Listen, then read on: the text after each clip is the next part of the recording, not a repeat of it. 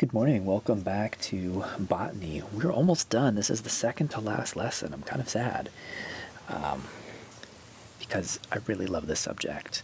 Today, I wanted to talk to you about bees.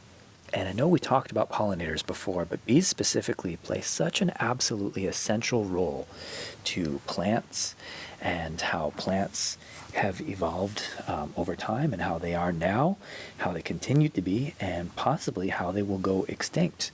Partly because bees are suffering and bees are starting to go extinct. And I'm mostly going to focus on the honeybee today. So before I do that, I just want you to know that there are so many more types of bees than just the honeybee. There are many, many, many types of bees out there. We typically know the honeybee because that's the one that we cultivate because we actually have a use for it. People like to use beeswax. For those of you who have played with beeswax, it's a lot of fun. And I'll tell you how that wax is made today. Bees also make honey. That's the big draw, is that these bees make honey. Now they make it for their own hive so that they can feed their kids and survive certain seasons where flowers will be out during one season, and when the flowers are not around, the bees will need to eat, and so they can eat from the honey that's created. They also create something called propolis. Bee propolis is created in the hive. This has been said. It's an older remedy to cure the common cold and help people with sickness or illness. So a lot of people take bee propolis as a supplement. It's created as sort of a byproduct of what they're making in their hive. And you also have this bee pollen, the pollen that bees have collected. In the backs of bees' legs, they have these almost like travel to go cups. Like how the cars have these little racks where you can put your cup sometimes, and bees almost have this little case in the back of their leg where they can store pollen. It's something that they've just developed. So many bees carry this pollen back to the hive, and they end up using it for a number of different things.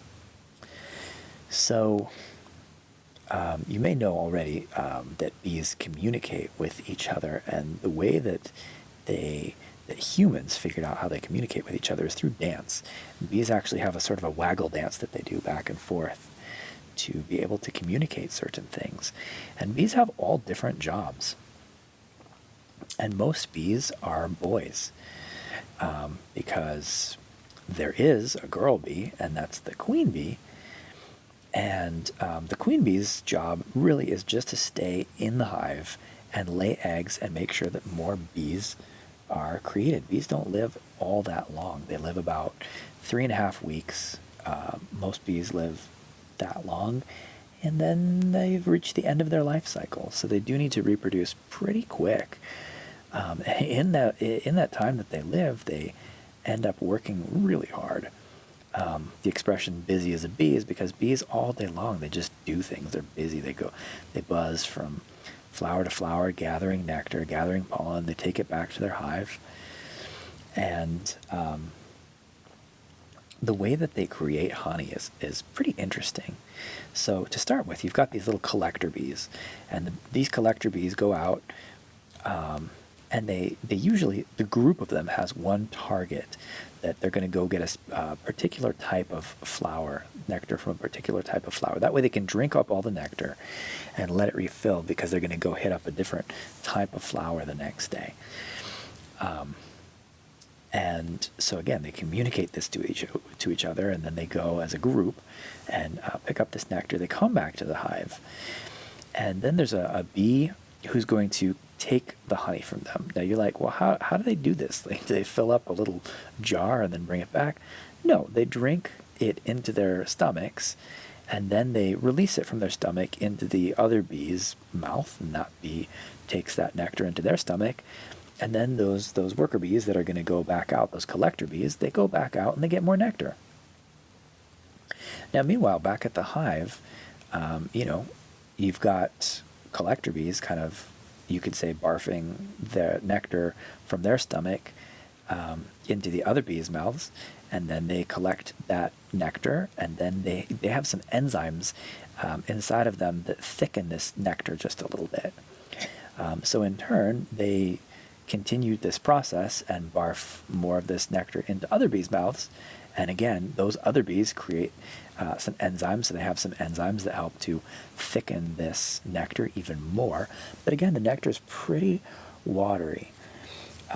So then that last bee in the chain is going to kind of barf out the nectar that they have from their stomach that is now mixed with the enzymes of a number of different bees, and put it into one of the into a little receptacle, into a little cell. And these cells are these cool little hexagonal cells, and we'll get in there in just a minute. I'll tell you why that is, or why we think that is. And lastly, they need to dry out this honey to make it thick, rich, and honey lasts for a very long time. It's got its own antimicrobial properties. That means that bacteria is not going to spoil the honey. It can last somewhat indefinitely. In fact, it's one of those products that if you get some honey, it can last a very, very, very long time. Some scientists have found honey that was 30,000 years old that was actually still edible. So that's pretty remarkable that they create this, and the way that they do that is through this chemical reaction of, taking it from one bee to the next. They're pretty good team players if you think about it. It's like, they go out, they eat. They don't even necessarily eat the food that they eat. They share it with other bees, and then those other bees share it with other bees, and then it's all just kind of, everything that they're doing is for the greater good. Everything that bees are doing is purpose-driven to help out the whole hive, and not just for themselves. That no bee just fills up one little cell with honey and is like, "Hey, I made this honey, and you guys don't get it. This is just my honey." So the final stage is that that last bee uses its wings to flap air and help dry out the honey to make it even thicker. So you have nectar that's thickened and thickened and thickened again, put into the cell, and then these worker bees, their only job is to sit there in the hive and flap their wings all day long and air out this honey and make it thicker and drier, so that it can be stored. Now, there's also worker bees in that hive that are building more hexagons. Now, why a hexagon? This six-sided shape that they build, which if you've ever looked at a honeycomb, it's like, whoa, these are some master craftsmen. They're making these six-sided shapes. Why that shape? Well, if they made just direct circles, you could try to put circles together. You could try to smush circles together, and it'd be possible. There'd be a lot of air pockets. They wouldn't be very tight, so the hive itself would have like a lot of, you could have wind and water coming through it. Whereas the hexagons they make pack very tightly. Again, you could have triangles. They could maybe shape some little triangles, or they could shape some squares and, see if those squares will stay together without having any give to it. But the most structurally sound shape that they could make is this hexagon. That means that all sides are touching. And it also means that it's got pressure going in all these different directions on all the different sides of the hexagon. And it also has really great storage capacity, versus it's got more storage capacity than a triangle. It's got more structural integrity than a square. That means it's harder to break apart. It's got a lot more solid of a foundation to keep that hive going very strong. And it's got more tightly knit abilities. It's got more of an ability to get all of those hexagons together because of the way that the hexagons are than a circle, which is going to have a lot of open pockets because circles don't really go together well. You could try that out by drawing some circles and seeing how that works or doesn't work. It's got a lot of air pockets in between it. So you have all these different bees with different jobs, and the queen's job is to just lay eggs and make sure that there's going to be a new generation of bees, because it takes a lot of bees to take a whole hive. You're like, well, how many bees does it take? 20, 30, 40? Usually tens of thousands. Nearabouts 80,000 bees is in one hive, and that's a lot of bees for a tiny little hive. They don't all live in there at the same time. Most of them spend their lives out collecting. And so you don't have like this overcrowded hive that just has like 80,000 bees all in there at the same time. For anybody who's messed with a hive and tried to touch a hive, that's when bees, if they're feeling threatened, will sting you. It's really rare that bees will sting you. The other day, as I was reading my book in the sunshine, a little bee came down and perched on me, and it's not a scary thing. The bee maybe smelled me and thought that I smelled good, like a flower or something like that. Maybe it was just really tired. Bees can actually fly for many, many miles looking for nectar and then find their way all the way back to the hive with that nectar that they're holding in their bellies. Sometimes bees get exhausted. A lot of times if you find bees in the ocean or in the water or in a swimming pool, it's because they just got too tired and fell out of the sky and landed in a pool. You can save that little bee's life by picking it up. It's very likely, if you do it slowly and gently, that the bee will not sting you. I'm not giving you immunity by saying a bee will never sting you, but it's very unlikely that a bee will sting you. If a bee does sting you, it's because it's trying to protect its hive. It's trying to do the right thing. Its stinger is actually deeply rooted into its body. So when a bee does sting you and try to pull away, it sort of tears the guts out of the bee, and it dies. So that's why a bee dies when it stings you, because that stinger is so deeply connected to the rest of its body that it just gets one shot. Which, again, bees kind of live their whole entire lives to protect their hives. And so if the bees are feeling threatened, some of them will come out and sting you if you're trying to take their hive. The way that they collect honey for us as humans to eat honey is really unique. What they do, they usually try to have man-made hives. In other words, rather than just having like a small beehive that's up in a tree, they'll have really big hand-built beehives with, over 100,000 bees. That they've got that one queen, and the rest of these bees are just out collecting honey. And what the bee farmers do is they don't take everything. They leave the bees with enough honey that is going to last them throughout the winter, that's going to last them for a season. Some winters, like in California, are so mild, you don't really have to worry about the bees going without flowers, because we usually have flowers year-round. Not all the same type of flower, but there's usually something to eat for the bees. But they always make sure that the bees are well-fed. You don't want to take all of the bees' honey. So they'll take a certain percentage of the bees' honey. In fact, they often have combs that they can just slide out.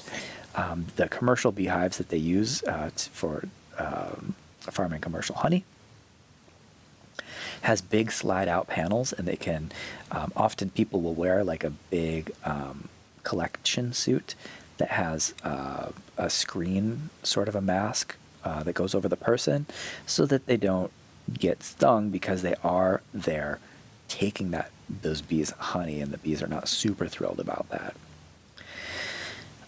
So bees can produce all this honey, and then people are usually pretty good about collecting it and making sure that the bees survive, because humans like to eat that honey, but also we often need those bees for pollinating certain things. Especially in California here, the almond growers actually hire out, they need to pay people to come because they don't have enough bees to pollinate all their almonds. So they actually pay people who will drive across the country with their hives And they'll bring these beehives to the almond groves, and they will pollinate the almonds, and then they get paid from the almond growers, and then they also get reimbursement in the form of their bees get fed, and then they have all this honey that they can sell. Which actually brings up an interesting sort of a perfect crime story that I have. It's from about a year and a half ago, and it has to do with an interesting theft. Is that somebody had it in their head that they were going to take some beehives, and police didn't know what to do about it, because here you have private property that belongs to the almond farmers, but the almond farmers have sort of hired out the beekeepers to come and pollinate their almonds, and the beekeepers had these hives, and a group of people who knew about this process came in, and the beekeepers don't necessarily sit there just watching their bees all day. They would drop them off and then come back a few weeks later after everything was pollinated, and then move on. Well, when they came back, they realized that all of their bees were gone. All of these hives had disappeared. And so the forensics experts who know about things like this tried to chat with the beekeepers to try to see where, how could they possibly locate these bees. And the way that they were going to locate them was with honey. You could actually trace honey back to, sometimes you can trace honey back to a point of origin. And so they were actually able to, in some of the cases, trace some of the honey back to a point of origin, and they caught the people who had stolen the beehives. And they were punished for their crime. So that story does have a happy ending for the bees and the almond farmers and the beekeepers, not necessarily the people who stole those beehives, but good. So that's it for bees. If you see some bees in the wild, just be respectful, and don't anger the bees or try to get near their hive, and they probably won't mess with you. Bees are not the same thing as hornets or wasps.